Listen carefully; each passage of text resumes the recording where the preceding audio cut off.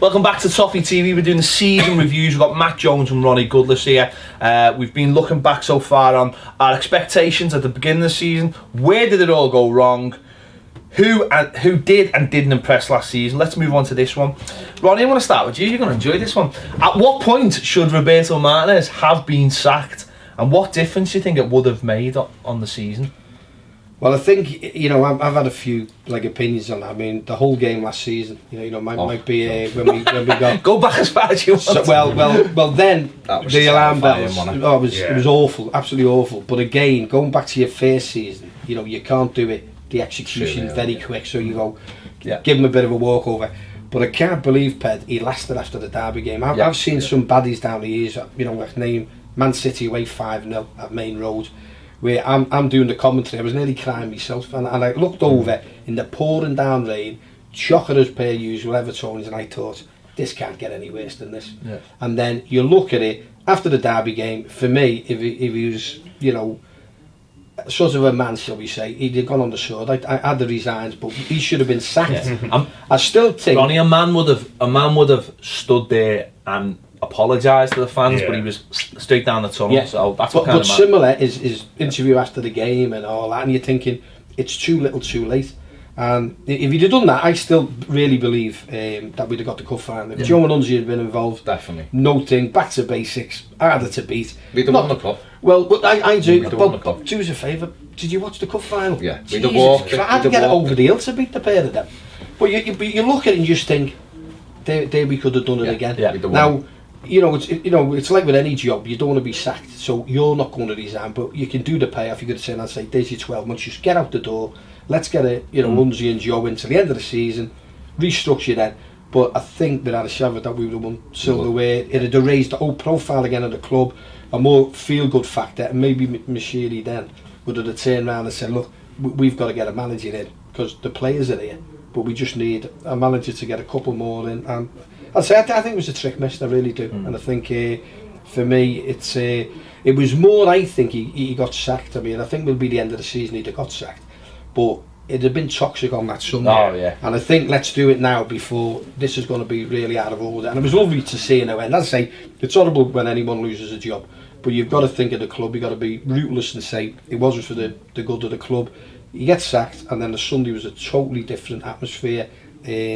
And again, I just hope we make the right appointment, but he should have went definitely after the Derby game. Thinking back, I'd say the Chelsea game, the 3-3. Yeah? Yeah. I think that's when I completely lost confidence in him, because looking back at that game and all of the emotions there afterwards, it was everything that I thought was wrong with his tenure all culminated in one game.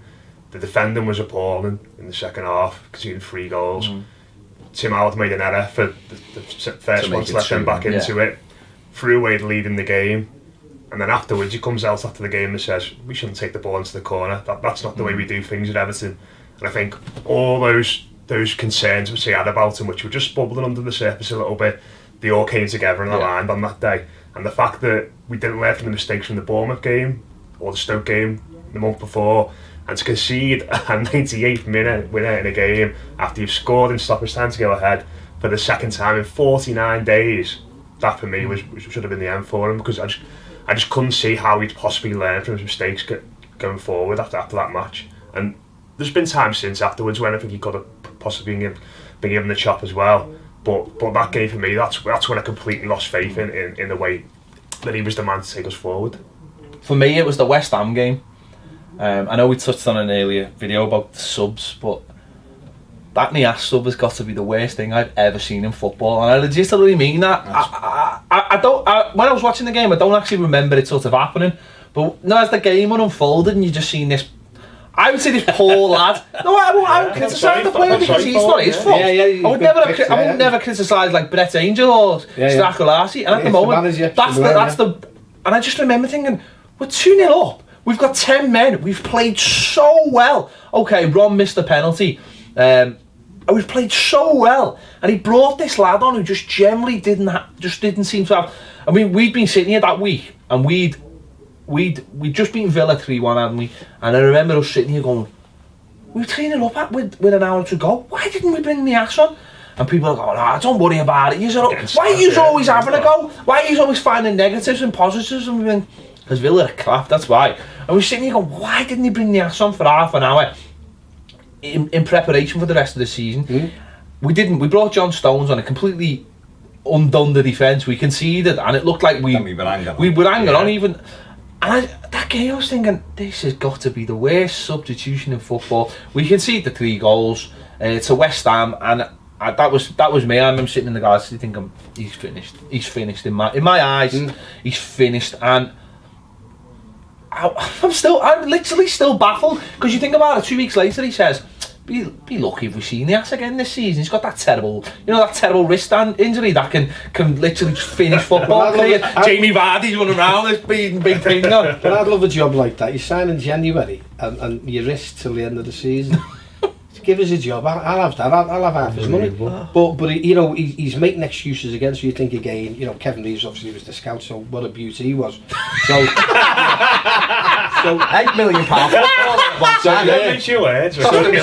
So you sort of look at that, and similarly, we've all had, well, what it is, man, we've all had different ones in name games. I mean, I think you could name about another 8. That's it, isn't it? But it's incidents like that, you just think, I can't get my head around that. You know what I mean? Yeah. But it's highlighting again, what does the board think? I don't know what, every month they're supposed to meet, and you sit round the boardroom, and then Roberto comes in, you go, right, give us your monthly report. Well, you got beat 3-2 against West Ham. Why did you bring that? Why did you do this? Do you think they ever ask questions like that, Ron? Seriously? Because well, they used to, Ped. I think they don't now. I think it's more money. Who's coming in, balance the books, blah blah blah. Let's have a cup of coffee. Let's all get home. And it's wrong. It really is. You see, I'll go back and obviously Joe Doyle, and I said at clubs you should have not just ex-players, but someone who can give the manager advice, but be in the boardroom. Behind closed doors, say what you want to say. Save that for the next video. Save that. I'll be back. Well, what's yours?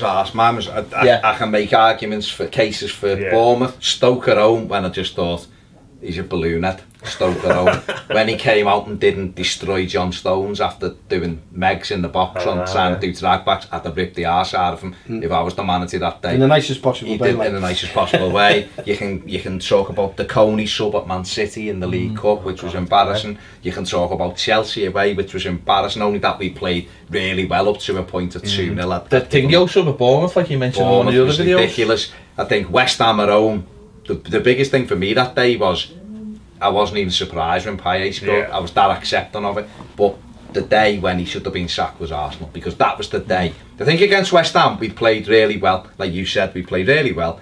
He doesn't play 2 up front. He put 2 up front when we had 10 men, which was bizarre anyway. But that unfolded and unravelled in them 10 minutes. But Arsenal at home, that was the day the players went, right, we're done. We're done with you now. Got you in the semi-final. But I think again, you're right. I think with the spirit wasn't there. It just and then the dressing room, it's not there. It's not going to change. Once you lose that, it's over. It's all right saying about supporters, but once the players think, nah, this fella's not for us. But the Arsenal game for me disappointed me, because we usually do. It's exciting. There's goals, and we've done them. And as I said before about Lukaku, we destroyed them. And you're thinking they're not going to fancy coming here. No. But we just laid down. What time is it? Is it 5 to 5? Let's all go home. It was the week after the quarter-final as well, wasn't it? The following. So it was a little bit like after Lord's Day. But they come expecting us to play the same way. They were like, these are gone. Remember Robbie saying from Arsenal fans? Yeah, but that's when you get in the faces. That's when you get in the faces. But it almost felt like. I remember we did the video before this game. We were saying, because before that, against like the top teams, we'd always had the plan. Yeah, we had the plan. Let them off the ball. We were always on it, and we all said we expect us to be on it in this game. And the fact that after playing so gritty and playing and defending so well and putting in such a shift against Chelsea, for the week after them to just go, sound. It shows that the players were playing for themselves and to get to a cup final rather than for the manager. And we started there, and the things like Lukaku was doing his normal shouting his mouth off, but he started saying things like, we're not clever enough and something's got, and then Gareth Barry had said a couple of things. I mean, the Leighton Baines thing was also the killer for him, wasn't it? Having a go at Baines. Lukaku can say what the hell he wants. Baines come up and just made a point what we could all see. There was no chemistry. Well, he's gone now. He never apologised. I know he didn't. So at the end of the day, and I said it when he got the interview, you could see his face. Yeah. You knew he was lying. He was lying. So at the end of the day, if you haven't lost the dressing room then, it's gone. It's gone then. So you think you're not as nice as you want people to think. And this is what I can't get my head around. Duncan wasn't allowed to speak to the players as well. That's another thing. You know, he's got to be shown for what he was. So again, you've put a fella out who loves Everton, you know, has been fantastically consistent over the years. Yeah. And he's got to apologise, and it's all over the headlines to save his backside. And it's like, obviously, you know, you can't say. But the fans got wise to that though, didn't he? We've seen it a lot for because a thick ped. Yeah. Because you know, because he said. So what YouTube presenters? In the interview, in Baines' interview, he'd said there's no chemistry 4 times. So Martinez said he's apologised, but then said it was taken out of context. That's right. So why has he got to apologise? So if it's taken out of context, he hasn't done anything wrong. That's right. But then his fault. Then the ambassadors of North Korean TV got it out there on all their radio things. Not you, Ron. Clearly not you, Ron. And that projected it. No. Same people saying why have the media spun this? Why have the media spun this? I won't say who the ex-Scottish international centre forwards are, but they went on their radio stations and they spun it and said, why are the press spinning this? Why are they saying it's this thing when it's this thing? They also said after the derby that we got trunked at Anfield, and then we lost in the FA Cup semi-final. Oh well, we just dust ourselves down with Everton and we'll go again, as if there was any. As if like shake it off, yeah. Yeah, we'll just brush it off. Doesn't matter. We've just been the worst. I mean, I'm 44. I've seen us lose some derby games. Yeah. That was the worst derby game I've ever seen in my life. Yeah. Well, I had to do the phone in after that. I just wanted to go home seriously. And again, you know, I don't care about the players, but I'm looking at the supporters to the left hand side, and as to go on, you know, when they started doing Olay after about an hour, I thought to myself, do that. Because we might get out of jail here at 4-0. Funny, that's a good... If they ended up, they could have took us. That's a good point, that, because we were talking before, we were doing a show about the MLS and saying this weekend, one of the New York teams beat the other New York team 7-0. And a lot of the American media have kicked off saying, you shouldn't do that, because they kept going back. It's a very un-American thing to put up a score. And that's what it could have been that night. But... Patrick Vieira made a brilliant point. He said you keep going in football, and he's on the other end of the 7-0 by the way. He said no, in football you don't do that, because that's a worse thing to stop playing football. It's patting you on the head, and that's what Liverpool did that night. He started patting us on the head. Said himself, didn't he? He said it got too easy in the end. Yeah, told them to take it easy. He was shooting from 50 No, but that's what I said to you before about falling on the sword. If he can't see after 90 minutes, you know, the way it's inspired. 8-0, but you're made up to get out of there. Getting beat 4-0. So that summed it up for me. And someone should have put him out of his misery long before that. He went 3 times when we lost 4-0. He should have walked away after the semi-final himself, because I remember he said this. He said in an interview, wasn't it 8 or 9 times? He used the words define and weak. He said these 2 games, define and weak. We lost 4-0 against our biggest rivals, and the other one in the last kick of the game against Manchester United. 2 more gut-wrenching games. He speaks with forked tongue, Matt. You know what I mean? Got to be more honest. Last on this one, Ron. Do you think he would have been sacked if Bill Cameraman was still in charge of the club? No, not in a million years. And again, it was scary. He wanted to win. Second half was better, obviously. But I still think it was the players. I think it was down to Martinez and the supporters getting us through. Wembley. Yeah, it's not to do with it. So it's not him being tactically aware, and you know, isn't he a good manager? But I think he would still be there, Ped, and that's the scary part. Because again, if you'd got another 12 months out of it, you've seen Newcastle go down, you've seen Villa. No one's too big to go down. No. And we've said it for a long, long time. We've got a history better than anybody. You know, in longevity and being in the top level and blah blah blah. But we've got to start now thinking, come on, we've got to get really, and as I said to you before, best chance we've had in 20 years to get back. We said it that week, didn't we? We said Unsworth and Royal have got to come in now, because I generally feel they would have got us through that semi-final, through organisation, through the good players we got there, and just that walking into the dressing room. Give everybody a lift, wouldn't they? Huge lift. Bezos wouldn't have been like back, would he? No, but it's like a dead man walking, isn't it? You don't know what's going on. You know, as you're going, you're thinking, will he be here next week? And he's telling you things that you're thinking, that's not right. That, but you're trying to be professional to go out. But I don't think the players did. I mean, as a team, it was unbalanced there. There was no spirit there. And I gotta go back to, they're the worst Man United team I've ever seen. You know, They beat us 3 times. And beat us 3 times. And that's the scary part again, how poor we were.